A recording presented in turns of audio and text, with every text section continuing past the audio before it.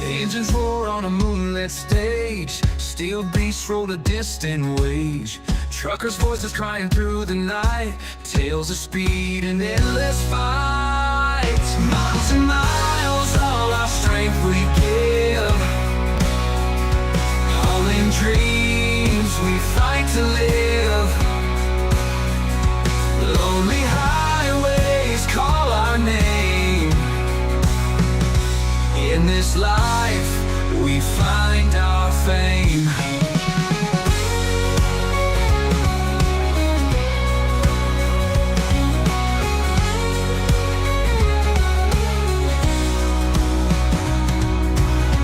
Neon lights and diner blues, truck stops where we share the news. Turning wheels in endless miles, stories fill the smoky aisles. Miles and miles, all our strength we give. Hauling dreams, we fight to live. Lonely highways call our name. In this life, we find our fame. Neon lights and diner blues, truck stops where we share the news. Turning wheels and endless miles, stories fill the smoky aisles. Miles and miles, all our strength we give. Hauling dreams, we fight to live. Lonely highways. Here at Truckers Voices Podcast, we're rolling down the highway with a big thank you to one of our proud sponsors, the Fulton County Old Country Show. Every week, they're bringing that good old country music straight from the heartland. The kind that tells stories, stirs your souls, and keeps the wheels turning. Whether you're driving through the night or tuning in from home, the Fulton County Old Country Show is always there with real music for real folks. And thanks to their support, we keep getting to share the voices of America truckers, their journeys, their stories, and the road ahead. So from all of us at Truckers Voices, thank you. Fulton County Old Country Show. You're not just playing music, you're driving it forward. Catch the Fulton County Old Country Show and keep it country.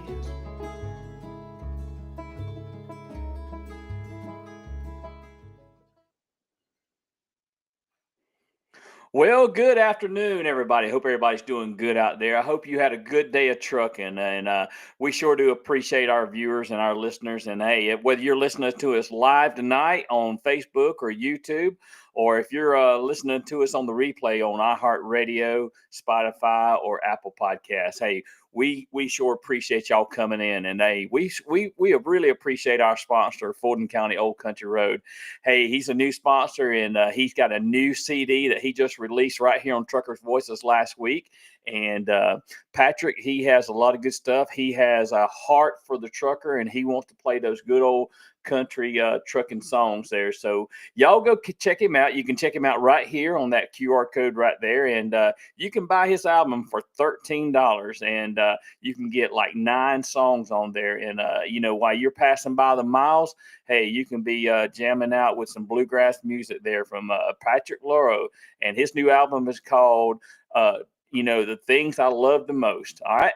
But with that said, hey, we got a great show lined up for y'all tonight. And I'm not going to try to tell you all about it right now because we got a jam-packed hour coming up right here on Truckers Voices. So I'm going to save a little bit for Mr. Steve Brand here for me. So everybody, my co-host, Mr. Steve Brand, he's coming in the house right here on his theme song. Rolling, they hating, patrolling and trying to Yeah, baby, we're rolling. Oh, hear that? All right, dirty Steve. My dirty voice is starting to clean up a little bit. I'm telling you, I don't sound like Barry White like I did last week. Buddy, I tell you what, hey, if you would have had, some people, you might have persuaded some of them with that Barry White voice. Man, I'm telling you what, when I read that comment from Tony, I started laughing. I got some Barry White on my thing here, and I wish I knew that one song that he talks in the front. Hey, baby, you know. Man, I'm telling you what, it's been a week, man. It's just been a good week. I mean, traffic's been a little goofy some spots. You know, I got some things in Columbus and up there in Pennsylvania. I don't know, but we can deal with it. But it's been a good week. I don't Hey, know. I'm in hey, a good mood. I'll trade places with you any day. No, it's all right. That's all right. You can have the big A. I don't need to go to the big A only when I need to. I tell you the way I like to go to the big A, come in on the Big Bird, switch planes, get back on the Big Bird. Yeah, you know, me going to the Big A every day. Everybody thinks I'm a glutton for punishment going out there with all that traffic, but I've been doing it for 30 something years now, and hey, it's just another day, you know. But I get in and I get out. You just got to use my saying. They say, "How do you do that every day?" Well medicated. Well medicated. I'm just kidding, but Oh, the Big A is that's the thing. I say come in on the Big Bird and leave on the Big Bird. You can get in the traffic jam on the tarmac. I'm telling you. you sure can. You sure can. You want to take care of that for me, Steve? Sure. We're going to throw this little disclaimer out here. Opinions expressed on Truckers' Voices are those of the host and the guest and do not reflect the views of any employers, affiliates, or organizations. This show is for informational and entertainment purposes only. Hey, man, you sound like you've done that before. So, hey. Practicing. I go down the road practicing. That's why I got talk back in my radio so I can get on a different channel and talk and, I hope you own 80 below, and truckers will only know what I'm talking about when I say 80 below. I carry on a conversation with myself, and you ought to hear some of the responses. Dude, I'm telling you, they say talk to yourself, but when you answer yourself, you're in trouble. Well, my brain splits. One half asks the question, the other half answers. Yeah. Oh, Steve, I was not in the truck today, so but I was at a school and I was doing a share the road program, and I got to educate up and coming motors today, and that's one of my other passions is showing young people about the blind spots around our trucks and all, and it was a good thing. I had Mr. Dave Swinga with me from Clearwater, Florida, helping me today, and also had a commercial vehicle enforcement officer there helping us today there. So nice. Yeah. And that's the enjoyable thing because we can tell real life experiences. We experience it every day, Right. And I just tell them, don't do that. Please don't do that. It's just like I did an interview, and I said, don't ride in the blind spot. That's right. Said, if you can't see that driver's face in the mirror, he can't see you. And I said, if he's got to make the abrupt move, that's not a good thing. Don't ride there. That's right. I said, y'all might be just a little bit older than this, but I said, it's kind of like Barney. The wheels on the bus go round and round. Stop trying to count the lug nuts. Just go on. Oh, man. I have no idea where that come from. The little ideals like that come out of nowhere. I don't know. But gets point across. Well, we have got a superstar of a guest, in my opinion, with us tonight. And yes. You go ahead and throw it a little bit out there, and I'll give Jimmy the proper introduction here in just a minute. But go ahead and talk about Jimmy here just for a minute.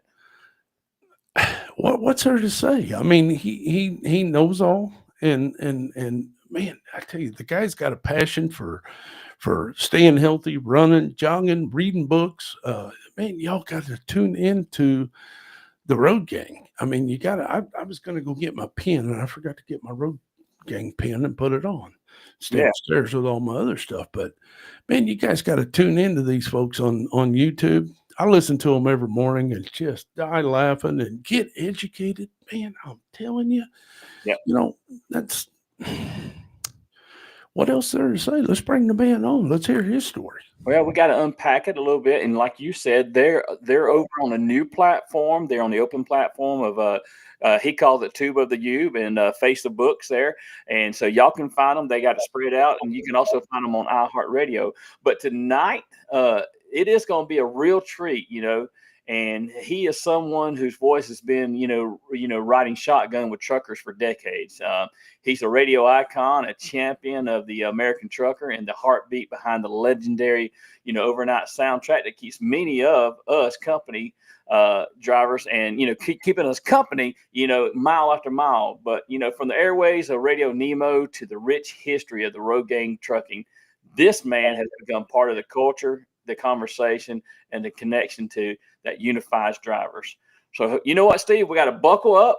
We got to grab a cup of strong coffee, and we got to help welcome our special guest in here tonight, the one and only Jimmy Mack.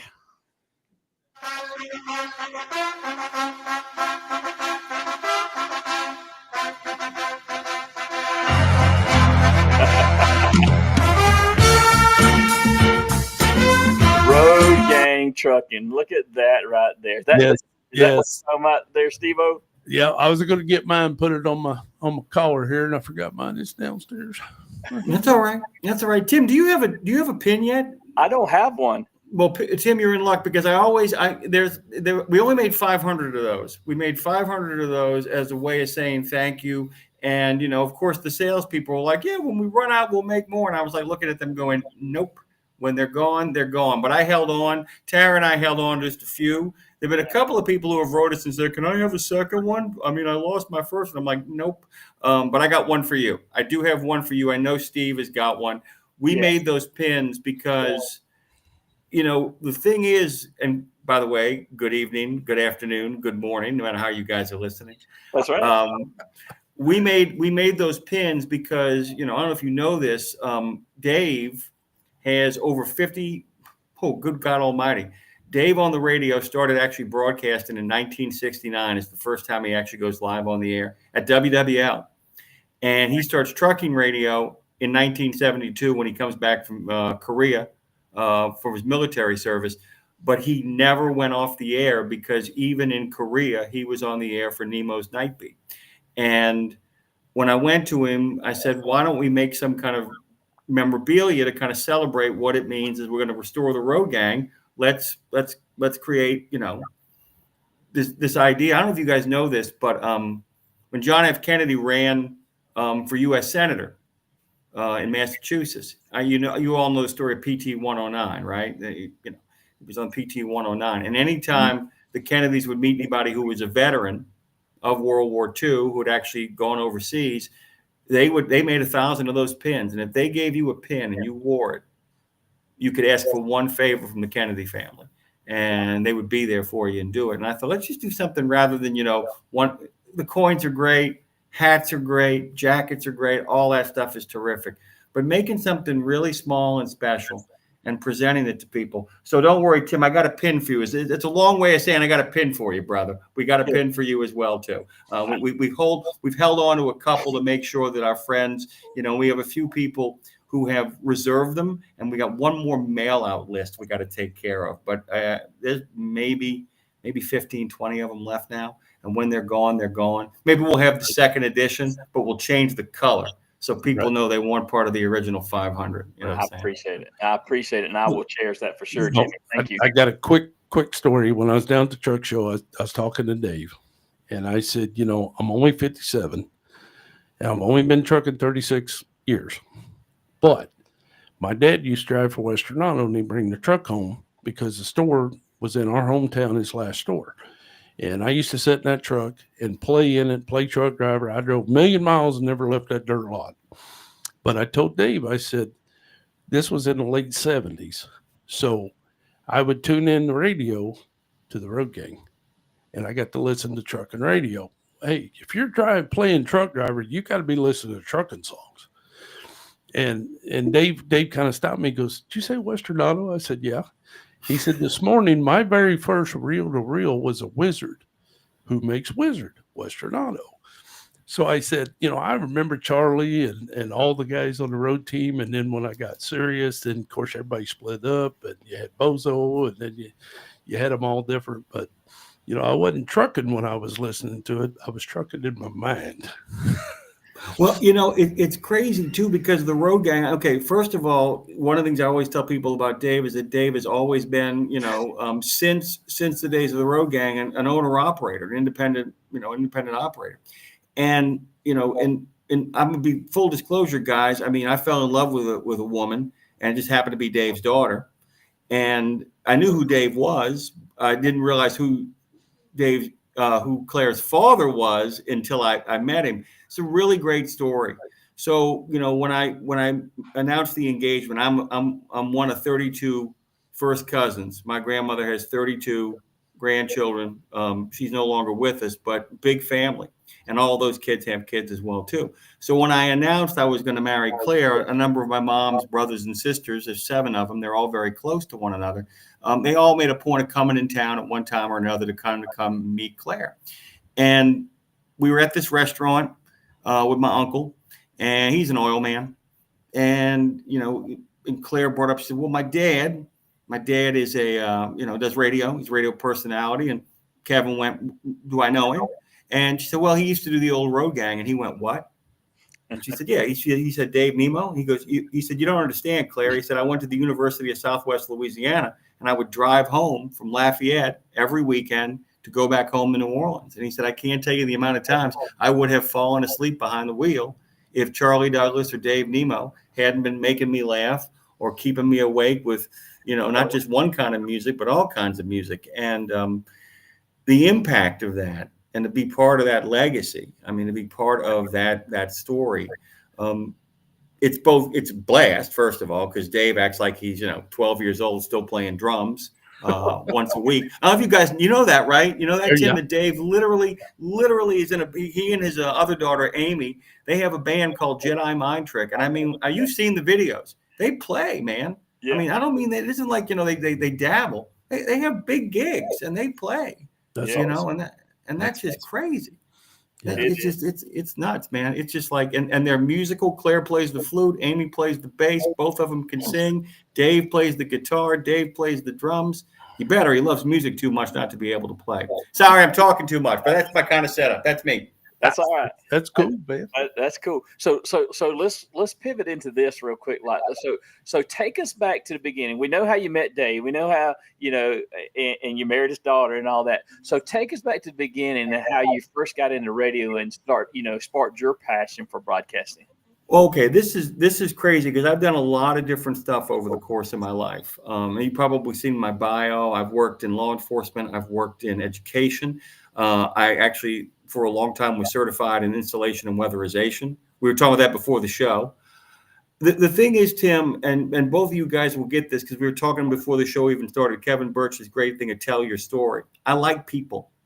Yeah. I like telling stories. I was a reporter for a long time, both at the New Orleans Advocate and the New Orleans Times-Picayune. I worked for a couple of wire services as well. I covered stories overseas. I just like telling stories. I've done shows on NPR. I did radio broadcasting on NPR, done radio broadcasting on a number of other outlets, including WWL, including WWOZ. You know, we were talking about 9/11 today, about that morning, because Lindsay asked me the question, what was I doing on 9/11? And I said, I got a phone call the moment the first tower got hit, and somebody said, get your bags and get your ass down here. And, you know, we were in the middle of, I like the action, Tim. I mean, that's kind of my passion. I like, and one of the great things about doing trucking radio is the listeners are part of the story. Right. You know, I mean, when you look, nothing wrong with talking to commuters and making them entertained and happy while they're driving to work, you know, giving them a little bit of time while they're caught in gridlock in the Big A. Threw that in for you, Tim. Nothing wrong with doing that. But there is something great about when you are talking to the people. And I don't think we always make this clear. We're talking to the people who are making the news we're reporting. That's right. There's Right. something remarkable about that, to be able to say, you know, when I get a young person producing the show, and they ask me a question, you know, about rules and regulations, or about, 60 hours, 70 hours, 34 hours, 10 hours, play all that stuff. I'm like, I can answer it, or I can tell people to call 615-292-NEMO and have the men and women like Steve and yourself give a call, or now jump in on the chat and explain it. Right. You know, and that's something kind of marvelous about literally the story you're telling Yep. is about the people who are listening. That's right. Mhm. That's right. And that, I mean, And Steve and I, these people that we talk to, and this show, like you said, Kevin Birch, tell your story. And this is how this podcast was born. And it was the grassroots thing. And we've got well over 100 episodes out here now on, but if everybody would tell their story about how they got into trucking, what it took to get into trucking and all that, that's what we want to hear. But like you said, Jimmy, Steve and I, we've been around a little while as well as yourself, and we can answer those questions, when they got questions that. But back to you. What led to the birth of Radio Nemo? The current incarnation, the one that we're actually sitting in right now. Well, I want to get to that in just a little bit, but originally. Okay, well, and like I said, you got to, and by the way, he will do it. You got to get the big D on himself, because he does a really great job of explaining this. Yes. So Dave starts off at WWL. He goes from Loyola. First, he's a graduate of the first class of communications there. He goes to Loyola. He immediately, the moment he graduates, starts working at WWL. Immediately, he's got a great voice. He's a talent. Dave's a genuine talent. He then rather than getting drafted, because he had a very high number, he makes the decision that he's going to enlist because he'd like to be able to make some choices. It turns out that Dave he tells it better than I do. He can type and he can talk on the radio, and there are positions in the military available for that. As a matter of fact, he met somebody at Reeds Across America that was serving in the same job that he was doing, but doing it on an aircraft carrier. So Dave goes to Korea. He does the same job Adrian Cronauer does in Vietnam. To the point where, and I love to remind him of this, the North Korean government put a $10,000 death warrant on him because they didn't like the broadcast getting over the 38th parallel. Okay. Dave comes back, and the day he goes back to WWL, hoping that he gets his job back, because the law says you got to give the veteran the first crack, the guy that he replaces is literally walking past him because he's just quit or been fired. Dave goes upstairs, meets Charlie Douglas. And so in 1972, less than a year after Charlie Douglas launched the Road Gang, Dave joins him. And from that point on, they're together until Charlie goes off to the Grand Ole Opry. Dave gets the gig. He holds that gig for a long time, even during his move to Nashville. And then Dave is kind of the story of the history of radio too, because he goes from radio, then he goes to terrestrial, then he goes to Sirius XM. Remember, he gets to XM when they have less than 1,700 subscribers. And there are people who will tell you that Dave is the tipping point, that when Dave gets to XM, that's how XM actually becomes a genuine threat to Sirius and forces the merger, because Sirius told Dave when he went to go see if they wanted a trucking show. Literally, the original Sirius said, "What do we need with a trucking show?" They just didn't know, did they? They had no idea. So Dave went to XM, and they said, "We'll take you in a heartbeat. Let's do it right now." And they took him. I think I might have been one of them 1,700, because I actually got Sirius XM after 9/11. Because I spent all day listening to terrestrial radio and changing stations and everything, running down to Tennessee and coming back. And I said, you know what, I'm getting the Sirius XM. And let me ask you a question, Steve. How many XM little antennas did you break putting them in? Oh, good Lord. Oh, Lord. And then they come out with the little base. It had the real long base. I didn't want that. Then I got the short one. And I was going around a wreck down there on 297 down there in Tennessee, down there going around the mountain of Jellicoe. And, man, there was a low-hanging branch, and there was a truck coming at me, and there's nothing I can do, and I heard go whack. Look over, and my antenna's hanging in front of the window, and I'm like, shoot, got another one. Remember the Wii Boost? We boost, yes. and then we blow up the boost. It works, man. It does work, but I'm telling you, it would be like, what?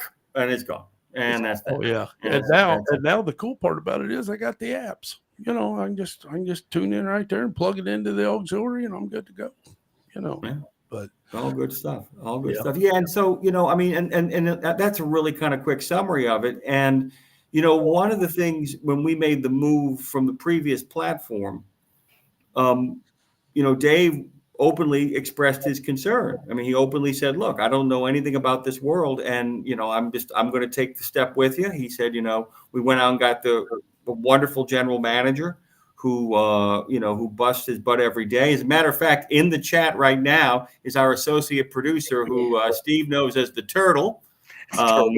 Turtle is here. Touchdown Tara is in the house. Touchdown Tara. Okay. Yeah. And Touchdown Tara and Nick behind the scenes just literally went to work like You know, I get they get on my case about using the word kids, but Steve, I'm like you. You know, I'm closing in on the big 6-0, and these young kids, I continue to amaze me. People putting down millennials, putting down Generation Z. I'm like, these kids work their butts off, man. Yeah, exactly. I mean, they work their butts off, and these kids, you know, and these young men, young women, great people, you know, property owners, family, you know, big families and all that stuff, have busted there. Well, Yeah. you know, I can relate to this working with family. I worked for my in-laws driving their truck for 5 years. So it's you just got to put the barrier up there. We got work, we got family. Try not to mix them. So with you know, what I'm asking is kind of share with us what it's like working with Dave and how did it shape you being in a partner with your father-in-law? That's actually I got a whole bunch of answers for that are really great. The best way to think about Dave working with him is, you ever watch Phil Mickelson or Arnold Palmer play golf? Yes. Okay, you know how they hit the ball in the rough and you're like, there's no way in hell they're ever getting out of that mess they just put themselves into? Right. And then they walk into the woods like the coolest customer in the world, pull out a club you absolutely shouldn't use, and then drop the ball on the green. Right. That's what working with Dave is like. I mean, it's literally like, dude, you just literally stumbled. I mean, there is no way out of this problem. There was one time we were in Nashville for the TCA conference, and literally we had the guy sitting down and we were counting down from 30, and Dave was across the way talking to Truckers Against Trafficking, doing the good work. And I just bellowed out. I said, Nemo, I need you right now. And he comes running across. Remember, the guest is already there. He comes running across and, like a disheveled, absent-minded investor, plops into his chair, looks up, smiles, and then says the name of the guest, exactly all the details about him, and is ready to go on the interview. And so what it's working with, it is, you know, I call it like the eye of a hurricane is kind of the way to do it, because he seems so calm and he's so collected, and he is.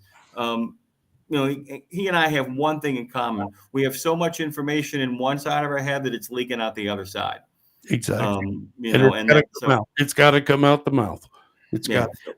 So I don't know. Yeah, go ahead. I'm sorry, Steve. Go ahead. Go ahead. Finish your statement. Well, the real quick thing is I'm gonna keep encouraging people, because we're figuring out when the release is, as always. But every Tuesday for sure, that's when it comes out on Reads Across America Radio. But we were launching on iHeart. Dave does a thing called Nemo's Night Beat, where he goes back to the old style, old school road gang from the old 70s and 80s, where he plays an hour of music, stand-up comedy, and tells stories. Man. And we sit there with him. He does it. He records it. But he does it under live conditions, meaning we don't stop, right. We don't break. Dre acts like we're in studio. He pushes the buttons. Any mistakes, we simply honor. I mean, if things go really off the rails, the only reason we don't do it live is because, as you guys know, music rights on a lot of platforms, you can do it, but you got to make sure that you mark every single thing you're doing, right, and do your diligence, right, and all that kind of stuff. And that's a real joy, Steve. To watch him do that is a real joy. And real quick, you know, when I got the XM and the new format of the more talk, but as it evolved and you're getting Pittsburgh Power, you're getting all this information out there. But every once in a while, I try to go to YouTube and find some of the old road gang shows, because I miss that. And, you know, I remember many a nights trucking across the country, picking up the road gang, and you hear them trucking songs, you hear them old country music. You know, I was a weird kid. Everybody was listening to Metallica and everything else, and I'm listening to Hank Snow and Ernest Tubb, and and I kind of miss that. They play music, and then they have a few minutes of a comedy skit. It's a different format. Yeah, it's not. It's unlike any other radio you ever hear. And I tell people all the time, it's like, Lindsay and I went back and listened. I said, give it a listen. I said, it's something different. It's not just 4 songs in a cloud of dust, 5 songs in a cloud of dust. I mean, he played one song, maybe a bit of a comedy routine. Come on, talk 2-3 minutes. 1-2 songs, come back and talk. There's none of that, sit back, put on 5 records, and then just go grab a smoke. That wasn't what was happening back then. And it's a really tough format, because you got to be thinking and moving all the time. And he mastered it. So we're talking about radio is always evolving. How have you personally adapted to all that? the changes in the industry over the years and everything else. How, because it's constantly changing. Like I said, we went from playing music to playing comedy to now it's informational radio. So The best piece of advice I can give anybody about this stuff, and you guys, you're on it. I mean, you totally get what this is the fact that, you heard the great joke that, good artists borrow and great artists steal. One of the things I tell people is I would add a caveat: steal from things that people wouldn't expect you to steal from, though, if that makes any sense. Meaning that it's like, if you want to do trucking radio, don't listen to Dave. I mean, you could learn a lot from Dave listening to trucking radio, but if you want to do something, I've always said, all right, let's get really fancy pants, all that kind of nonsense I talk on the air, Steve. I'll give you a little sense of it. There's this really groovy guy, the guy that designed, the gentleman that designed Air Force One, Raymond Lowry. What he did was he figured out that he said, if you want to make anything acceptable to people that's brand spanking new, wrap it in nostalgia. He says, basically make it look like it's from the past. If you want to take something old and make it new again, dress it up like the future.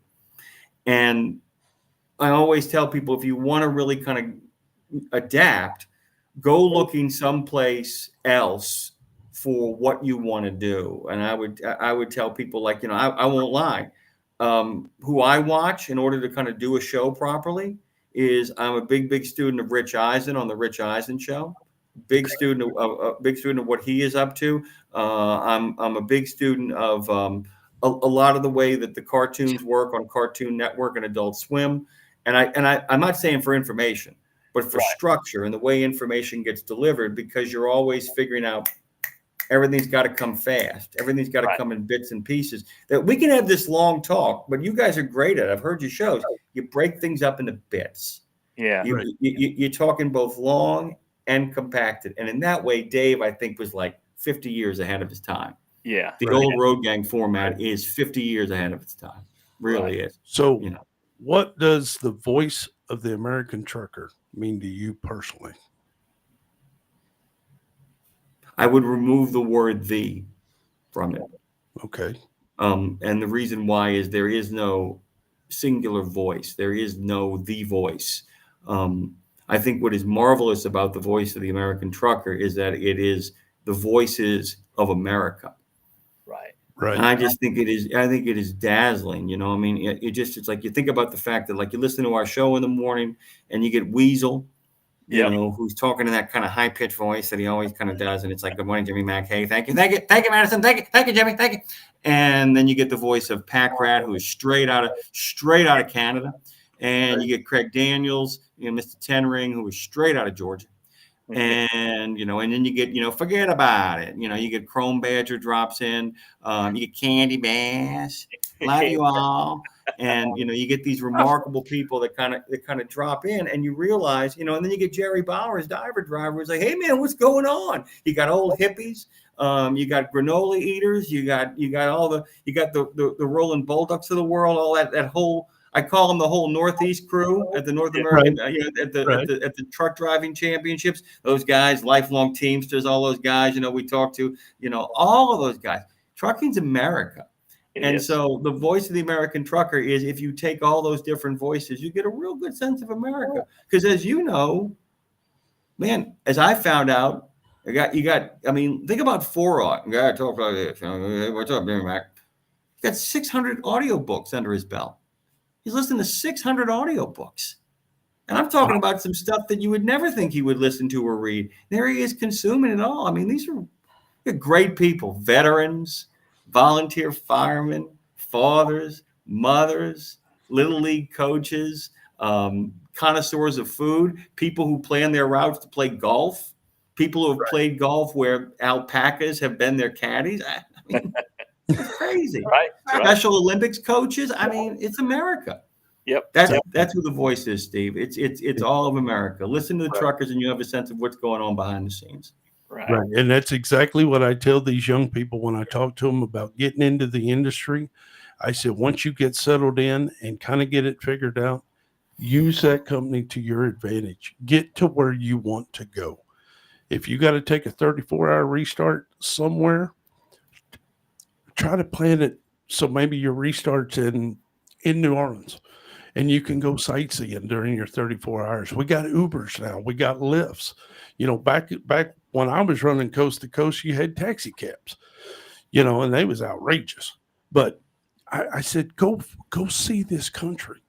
That is the only real thing I miss about running coast to coast is I got to see this beautiful country. Favorite state? What's your favorite state to go through, Steve? I mean, I know all of them. I mean, what's the one place that when you get there, you're like, this is where I'm supposed to be for this moment in time? What's your favorite? Texas. Believe it or not, Texas. I don't believe it, but I'll accept your answer. Yeah. Well, I mean, Mine would be Montana. Oh, yeah, I haven't run out there much other than driving the road team truck, but it's beautiful. It is beautiful out there. I just don't like the winters. But one of our regular contributors lives in Missoula, Peter Stark, the adventurer, and he is just. Right. I mean, I love Missoula. I'll tell you guys, the moment you cross into the state of Washington, for me is like just the zap of those pine trees when you hit those Beautiful. first pine. It smells like you're in the capital of Christmas. Yes. You're like, that's one of 3 states that I have not seen yet. Yeah, Get on it, man. 48. I haven't been to Washington, Idaho, and Oregon. Yeah. Go ahead. I've actually been up to Washington State working at a career day for a truck driving school up there, and it was with the road team. But running from Oklahoma City up to Montana, Colorado, and just making my way up there. You're right, Jimmy. Those pines are just gorgeous, and it's just beautiful. It's amazing. Yeah, it really is. And I have to tell you, I didn't really appreciate cherry blossoms and apples and how they really taste when you kind of get them off the places there. Like what cherries taste like in Washington, what an apple pie tastes like in the state of Washington. The only thing comparative is some of the New England states have some other, but it's crazy. It's kind of like getting crawfish in New Orleans. People get grossed out by crawfish, then they come down here, they're like, oh my God, that's a piece of meat right there. I'm like, yeah, it's just, it's the best. It's just terrific. I also used to like going there simply because in the New Orleans summer, I would drive up there to kind of go back after spending some time at home. And I used to love being like, oh my God, I'm in a place that isn't hot anymore. Right. And it's perpetually cool out there. And it's 2 different, and by the way, it's 2 different states, just like Texas is 3. Western Washington is really high deserts and, pine trees, and Eastern Washington is the Puget Sound. And I mean, Western Washington is the Puget Sound, and it's terrific. I love it. Sorry, I get sidetracked a lot talking about traveling. Back to what you asked me, it's tough. It's tough because I like to run the mountains on the East Coast. Of course, I haven't been up Northwest, and I really love the New England states. Get up through Maine and Connecticut. Once you get away from the cities, up in Massachusetts, at Western or Eastern New York, oh, it's beautiful up there. It is just beautiful. With the exception of New York and Pennsylvania, what a lot of, and then once you get into Maine, a lot of people don't realize how close everything is around there. Like even Dave, it's a really funny story. So Tara knows this one. This is really funny. So Dave calls me up. He was going to the ATHS convention over in York, Pennsylvania, and he was like, he's like, the flights in New York are just so expensive. He said, I don't know what I'm going to do.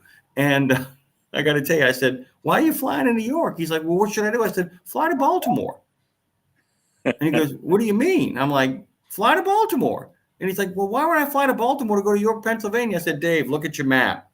And I don't think people realize that corridor, that metropolis is so tight that it isn't until you get to Western Pennsylvania and then upstate New York, which, by the way, Steve, you want to talk about something? I mean, New England is great. The Hudson Valley in the fall, anybody that drives that route and does it safely on a regular basis, it just must be, it's like you get why Rip Van Winkle never left.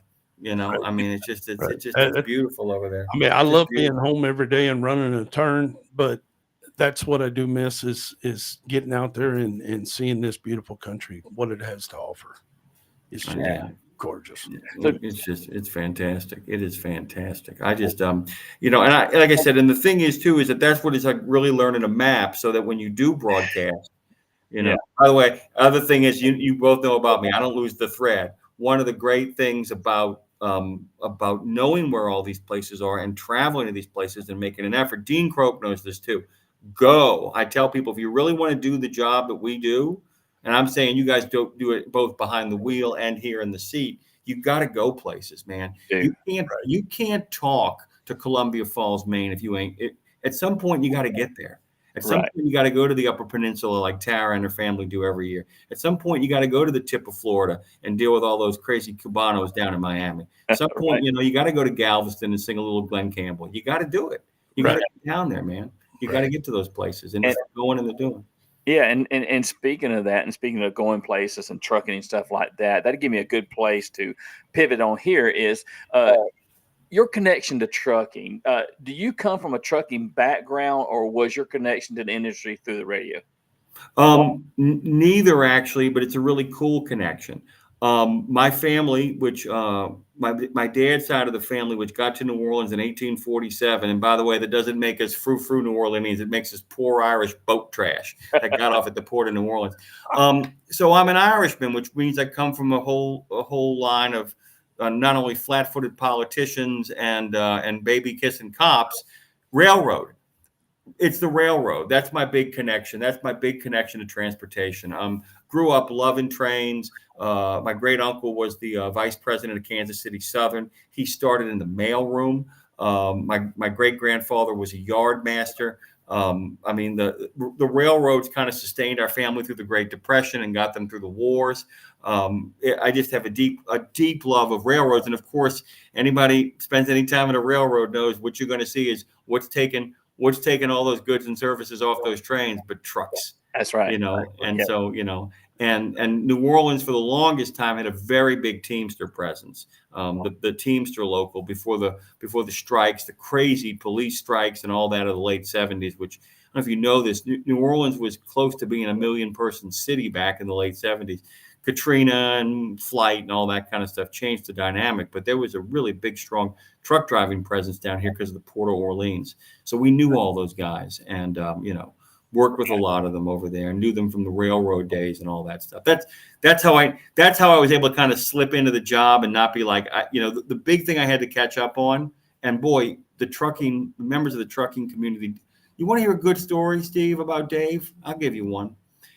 He told me the same thing when I started, the same thing that Charlie told him. He said, these men and women can spot a phony a mile away. Yeah. He said, if you want to say, I don't know, he said, they will love you, call, and help you get up to speed. He said, if you pretend to know something you don't and they catch you in it, he said, you'll never get them back. He said, you'll never get them back. He said, tell them the truth. And so there would be mornings. There was one morning when I first started the job. It was crazy. Tim was off for a week. And you know how Dave trains you? He goes, go do the job. He literally said, go sit in for Tim and just do it. And I was like, what? And he's like, yeah, just do it. And the first day I ever sat in for him, it was a Friday. He went, yep, do it. Bye. I'm going to sleep in. Bye. That was his idea of letting me do it. And the first day with Tim, I was lucky. There was a lot of news going on. It was, and I just kind of said, I asked everybody on the Tim Ridley show, I said, if you're sitting down in a diner with a young driver, 6 months on the job, and he feels he got the short end of the stick on his CDL training and his company isn't rising to the occasion, but he finds you, what are the 3 things that you would tell him he absolutely needs in the cab? That was the first day question. And my phone lines filled up. And by the time the week was over with, between that week and Tom Bray catching me up to speed, because I do follow Dave's advice, because I know the same thing you guys do is I don't know the answer, therefore I'm going to ask the question. Right. Even if I look stupid. Right. And I'm not going to look stupid, because anybody that makes you look stupid for asking a question you don't know the answer to isn't worth your time anyway. That's right. Exactly. The only stupid question is one you don't ask. Is the one you don't ask. Is the one. That's why we have the running joke. Lindsay's stupid question of the day, number 1. Gotta love Lindsay. Gotta love Lindsay. Yeah.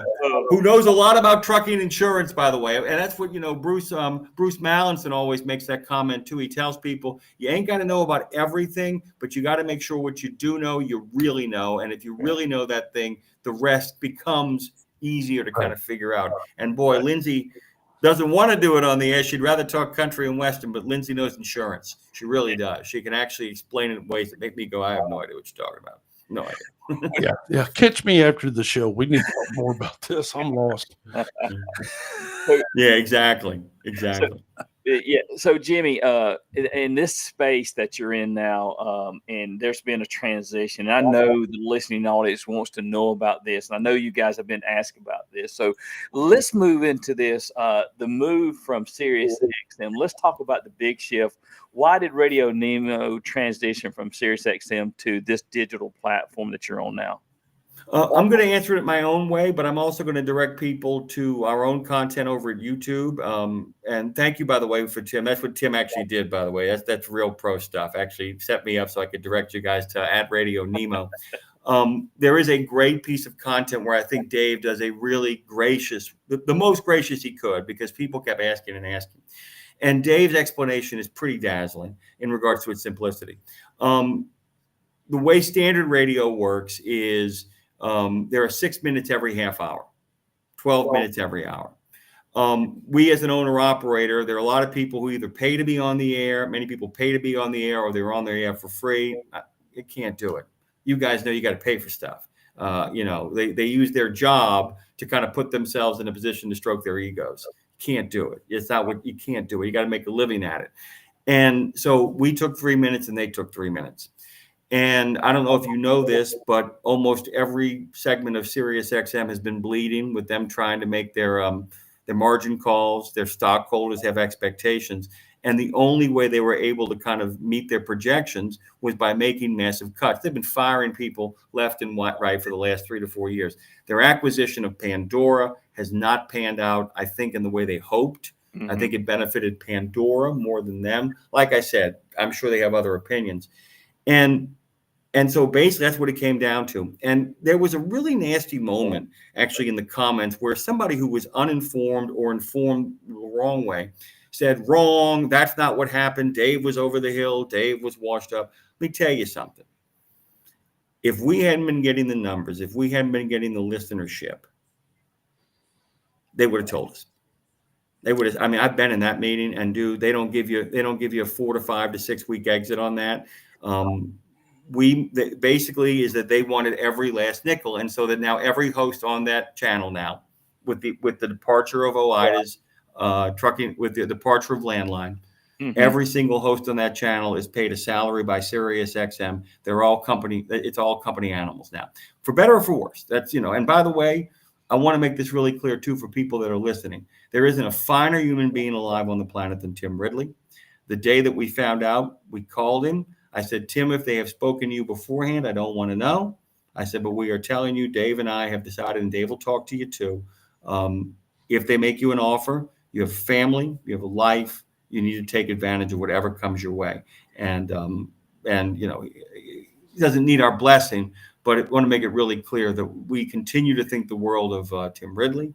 We continue to think the world of Casey Phillips. By the way, the first 5 hours of Road Dog Trucking, both men, Tim Ridley and Casey Phillips, got their start because Dave Nemo found them, trained them, picked them, and made them. Wow. That neither one of them would be on the air on Sirius XM in any form or fashion had Dave Nemo not walked in to their lives. Casey, he met in the choir at church. Yeah. Wow. Casey's awesome. I met Casey several times. Nice man. Another nice man. I've never got the privilege of meeting Tim yet. Yeah. So. Big dude. That's a big dude with a big heart. That's a big dude. A very, very devout, lovely man. He's as nice in person as he seems on the air. So, and it's dollars and cents, my friends. It's just like, just dollars and cents. And they wanted to take every last nickel, and it cost a lot less money to pay one person a salary than to have to lose, 6 minutes of revenue every hour. Right. And anyone that says differently can come talk to me, explain themselves. And if they can't say it publicly, then it's not true. Right. How about that? I like that. Yeah. So what was the transition to this space? What was something you and the team anticipated, and did it come as a surprise? Everything came as a surprise because literally we knew because we actually thought that we were going to get renewed when we walked out of match. We were looked in the eye and said, yeah, contract renegotiations and all that kind of stuff. And it's one of the things that did leave a bad taste in our mouth because I don't know if you've been by the Sirius XM booth, but the crowds there for us were consistently big. Otherwise, just fine, whatever. And they let us do our thing, let us have a big moment, lots of cheers. And we went home thinking that, oh, okay, we're going to get renewed. And we had big plans.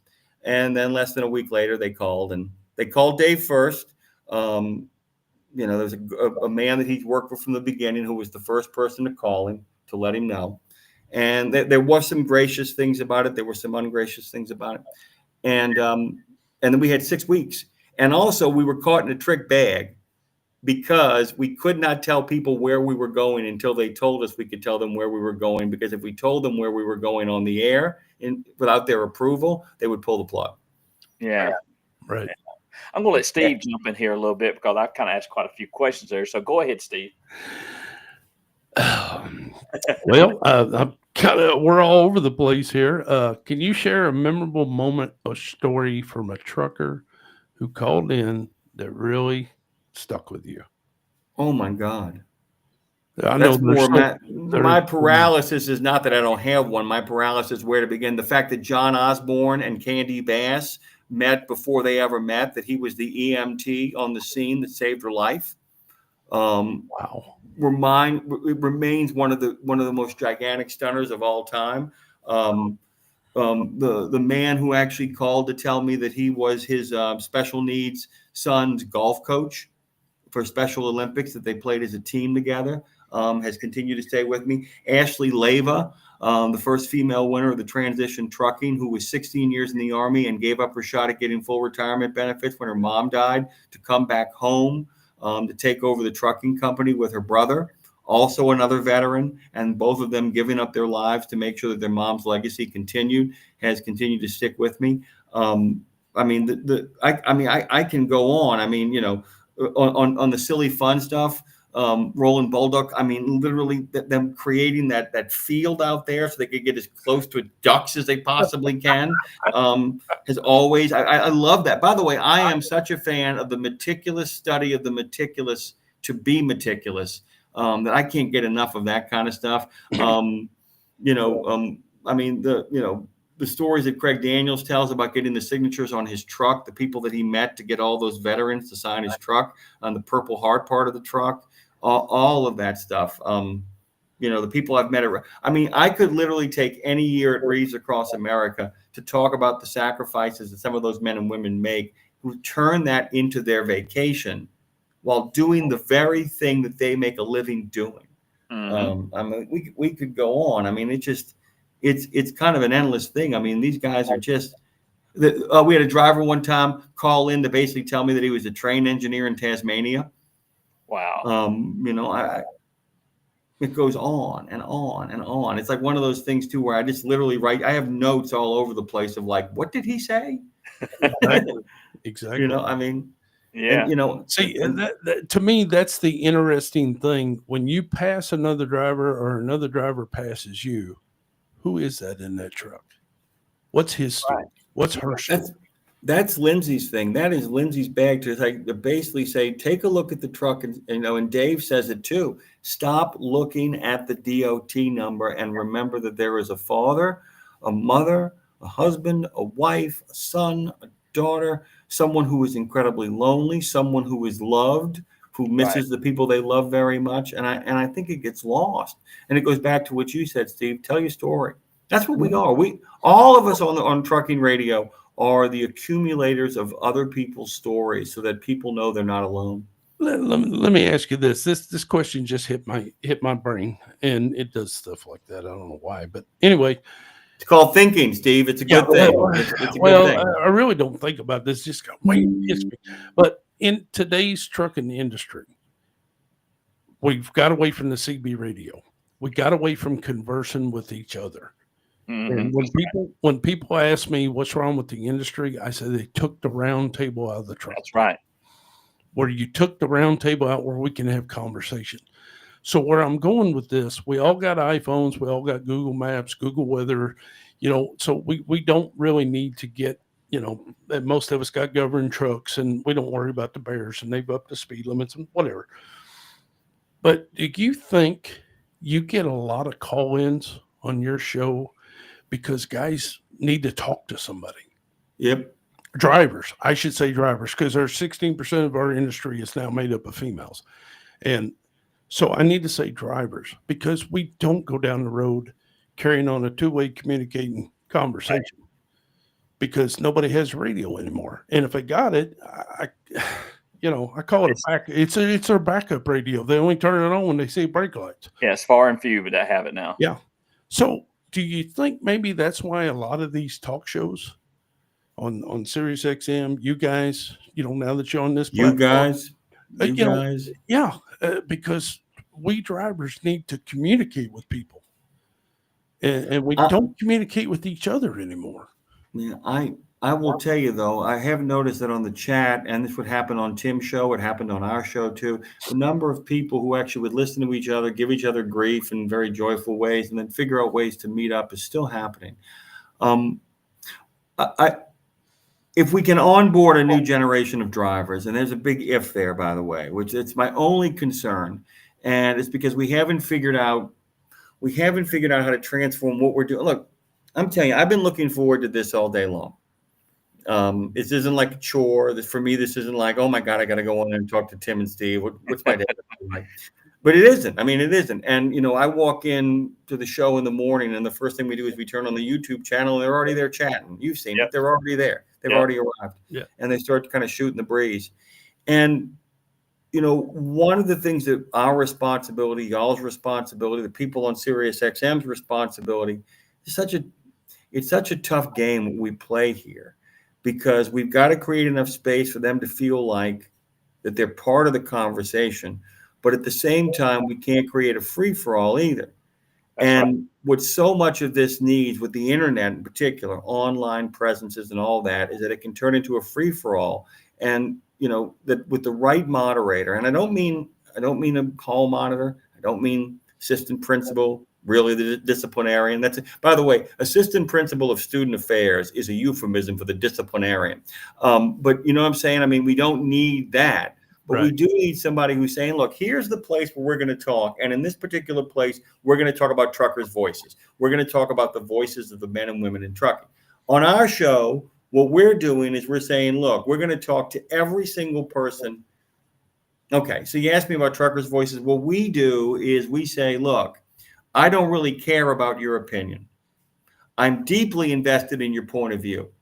I want to know what you see from where you're standing. Tell me what the world looks like there, because while your voice doesn't give me the complete picture, if I get enough points of view from enough heights and enough distances and enough from behind the desk and behind the wheel and behind the box, and behind the stockyard, and on and on and on, you start to get a full picture of what's going on. It's why we bring on Michelle Malsky to talk about railroads. It's why we bring on Dean to talk about rates. It's why J.J. Keller comes on to talk about rules and regs. It's why all those influencers, the Boston trucker, Alex Nino, who's like basically 12, except for the fact that his kids are like 12. You bring these people on to give people a sense of the entire population out there. And once you figure out what your space is about,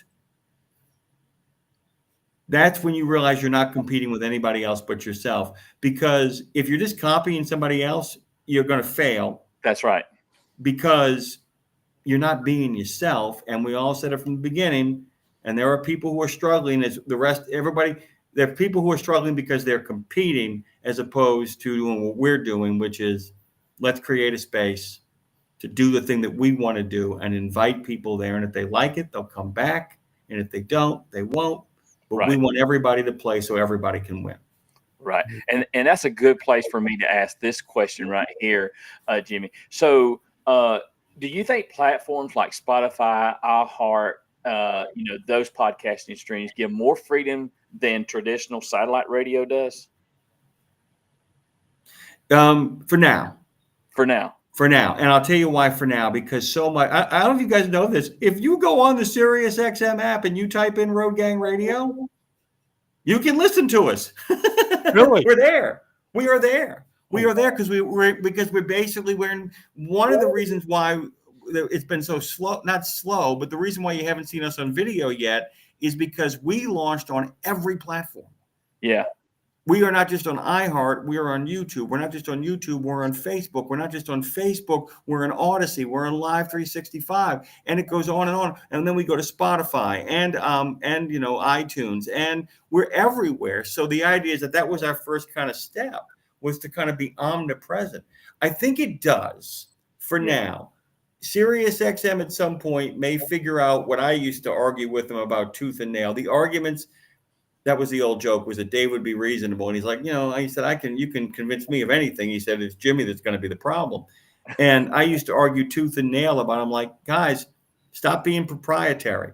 We need to promote other people. We need to get other people in here. We need to get other voices. And look, there are still people, Steve, playing by the old rules. Tim, they're playing by the old rules. They're out to get rid of people. They want to stick it to people. They think that we're competing for the same piece of the pie. In fact, the only thing that you have to kind of worry about is just make yourself so attractive that they don't get stuffed before they get to you. It's the way it is kind of now. It's like a big giant buffet. It's like, you'll love this, Steve. My mom's family is so big that they have to divide Thanksgiving dinner into 5 separate houses. I believe it. So there's 5 different houses, but at the end of the day, everybody brings their dessert to one person's house, and then the whole family gets together, and it's this table full of from apple and pumpkin pie to cherry tarts to spumoni ice cream. I mean, it's everything you can imagine. And the trick is and by the way, pineapple upside down cake. This is a true story. I had a friend of mine visit us. He accidentally ate too many gummies and didn't realize that they were marijuana gummies. He ate an entire pineapple upside down cake by himself. Luckily, we'd made 2. So what we're doing, Tim, to kind of answer your question is the fact that our job isn't to get rid of the competition. It's almost like the way trucking now is. I don't want to be the best trucking company amidst a sea of mediocre, unsafe companies. When I win the championship, I want to make sure the people I beat are the absolute best. You know what I'm saying? I mean, that's what it kind of comes down to. So we want people, the only reason people shouldn't be listening to you is because you're not good. Right. Absolutely. Right. That's it. It shouldn't be because they don't have time, because we do. We can stack it. You can stack it. That's right. Absolutely. Well, I've only got one more question I'd really want to ask you, and I'm going to back off the mic here, and I'm going to let Steve get a question in because we are at the top of the hour. We kind of went over the hour just a little bit. Oh, I can talk, can I? Jesus. No. This happens every podcast that we great. do. It just goes by so fast, and it's just great. I just love the space that we're in. I really do. But Steve, go ahead, and then we'll close the show out from here. But go ahead, Steve. Okay, you've traveled and met drivers face to face. How different is it experiencing trucking life on the road versus talking about it behind the mic? I have one advantage. You asked about the transportation thing before with my connection to trucking. When I did the convoy with Rees Across America, a lot of the older women and older men who had never done that before joined us and thought it was rough and tumble.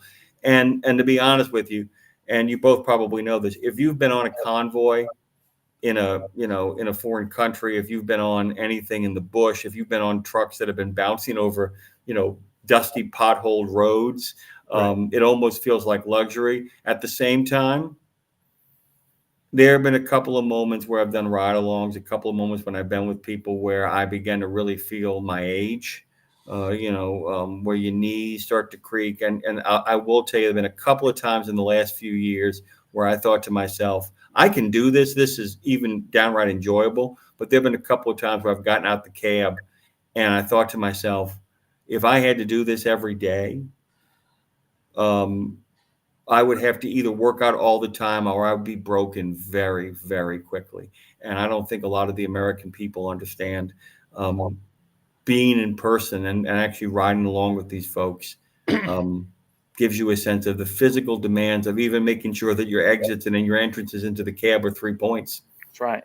Yes. I mean, and the first time you don't do it and things go sideways, you figure out why you do it. There's so many things you figure out when you watch truck drivers. You go, why are you doing that? And then you're like, twisting your wrist. Exactly. Yeah, you miss that step once, you'll never do it again. I You guarantee. never do it again. But it's the wrist. It's some of the wrist stuff. I'd forgotten about it, man. Like grabbing hold of things and doing it right, and then having that wrist you realize, man, you got to be really firm. You got to core up.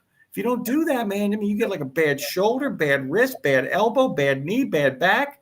I mean, and then your hearing. We haven't even talked about that. I mean, Right. I mean, Yeah, that's the big difference. And doing that makes me on the air incredibly empathetic in regards to not being like, I get it. I don't.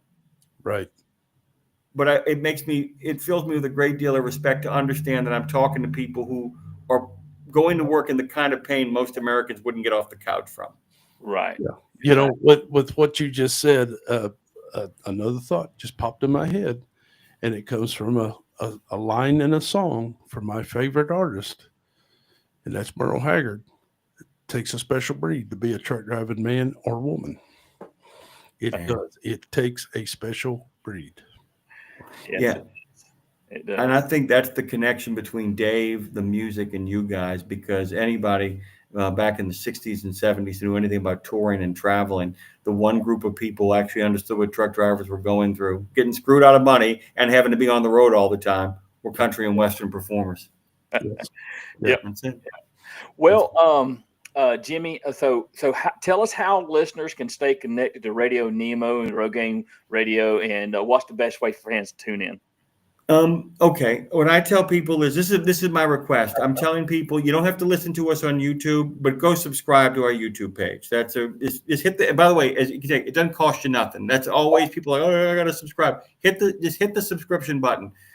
I would actually begin by going to radionemo.com, looking at all the places where you can hear us, figuring out your favorite place to listen to stuff and clicking on that. And if it's on podcast platforms, get your notification in place for that. If it's iHeart or Odyssey or 365, listen to us when we're on and enjoy us live in the moment. But I'd start at radionemo.com. Boom. RadioNemo.com. I should have had that queued up so I could put it on the screen. I'm sorry, I just missed that one. I was doing I do a lot of show prep and stuff like that, but I forgot that one. Oh, it's amazing the number of times I've gotten to the end, and it's just like there are moments where like Lindsay will look at me and I'll hold my hand up on the screen because people can't see us, and she'll be like, "Well, I have a question." I said, "I don't have a question. Hold on a second." I said, "If you're just joining us, you want to head over," and I give everybody's kind of socials right there. It's like, "Oh yeah, that." So it's just. We offer. Can I ask you guys one question? Sure. And I'll start with Tim and then go to Steve. Are you guys are having a great time doing this, right? Because it really seems like you are, right? I mean, we love it. It is a passion. We do it with grassroots. We don't make any money off of it or anything like that. We just got a sponsor, and we use that sponsor money. Great sponsor. Sponsor. Yeah, Yes. Great sponsor. Yes. just to pay for the streaming platform, and that's all. We sell hats and stuff like that, but everything goes back into the show for sure. It's awesome. Yeah. You love it, Steve? You love it too? Oh, I absolutely love it. I mean, if you want to find my happy place, let's get behind the wheel. You want to find my second happy place, just get behind this mic and talk to me. That's great, isn't it? Well, It's just great. It's the best thing. And by the way, these headsets, I would not have them right now. I hope you guys have heard me really well. The reason I got them was that Marty Ellis of OOIDA, when I went to the Truck Success, I saw them on his head, and I'm like, tell me about those. Because you guys probably know from listening to me on the air, I have a wee bit of a problem from many years ago that's in this ear, and putting things in my ear, it's heartbreaking. These have been a godsend. So big thanks to Marty Ellis. Good guy too. yes. Shout out to Marty. Yeah, he's a great guy.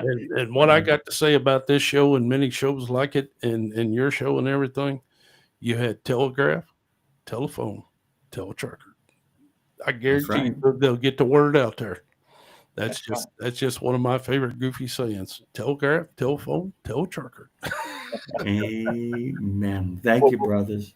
Before I have my closing words here, Jimmy, we always have a message, a word of encouragement to the truckers out there. So we want to start with you, and then we'll go with Steve, and then I'll close the show out. But stay with us until we go off the air live. We want to talk to you on the other side, okay?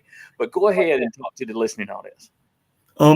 Remember, guys, that it's really important to figure out who you people are. Lindsay loves to say that all the time. And figure out who you people are. We do a lot of maintenance on our bodies, a lot of maintenance on our trucks. One of the things that we've been talking about recently on the show is make a list of the 3 or 4 people outside of your family that are really important to you. And every day, just like you take care of your truck and do your pre-trip, just like you take care of your own special self and do all your medications and you're working out, just check in with those people over the course of the week and tell them how much they mean to you. You'll be amazed at how it deepens already great friendships. Good word of advice there for sure. Good word of advice. Steve, let's post-trip part of the show, buddy. We post-tripping it. Yes, sir. Sounds good to me. I'm going to make a mention one more time. It's DaveNemo.com. DaveNemo.com. That will get you there too. RadioNemo.com and DaveNemo.com. Yes. Dave Nemo will do it too. Thank you, brothers. I messed that up. But anyway, real quick, y'all stay true, stay safe, and remember, the most important trip is the trip home. God bless y'all. All right. Well, folks, it's been a good ride tonight. A huge thank you to the legendary Jimmy Mack for joining us and sharing not only his voice, but his heart, his wisdom, and his incredible journey through radio and the trucking culture. So from the days of radio Lord, I'm getting tied up here. From the days of Road Gang Radio, to the airways of Radio Nemo, Jimmy has been a constant companion to drivers across America. And tonight he reminded us, why he's here and what he does. And we want to thank you, Jimmy, for doing what you do. All right. And I want to say to everybody, when you get out there tomorrow on the road, it's Friday, everybody's traveling. Y'all look out for those who aren't looking out for themselves. We'll see you right here on Truckers Voices next week. All right. I got to get this queued up, y'all. So we'll see you next week right here. And we do appreciate it. Y'all just bear with me here.